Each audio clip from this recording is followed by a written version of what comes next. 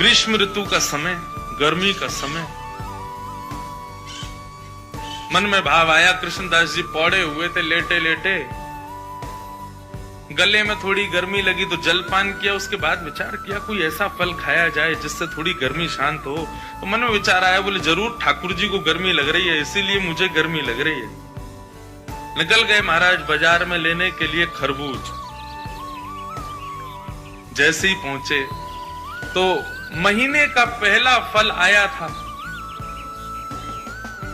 लेने के लिए जैसे ही पहुंचे, दुकानदार से जाके बोला भैया कितने का लगाया, भाव मोल करो। दुकानदार ने जो भी भाव था उसका 1 रुपया 2 रुपया बताया। बोले इतने का है, लो। यहां कृष्णदास जी खरीदने लगे, इतने में ही राजा के सैनिक आ गए।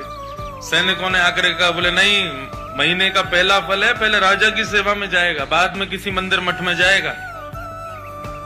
कृष्णदास जी बोले यहाँ तो हमारे लाल जी की नाक कट जाएगी अगर ये फल राजा के यहाँ गया तो।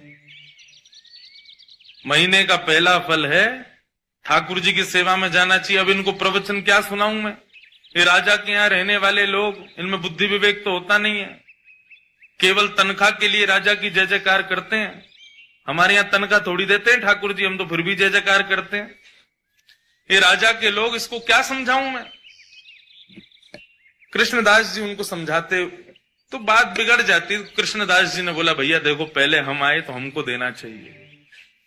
दुकानदार बोला पहले आप आए हो, लेकिन अगर इनको नहीं दिया तो ये दंड दे सकते हैं मुझे, राजा के लोग हैं, मैं तो इन्हीं को दूंगा।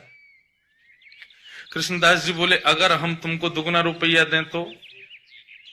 1-2 रुपए की चीज की अगर हम 5 रुपए दें तो भी नहीं दोगे?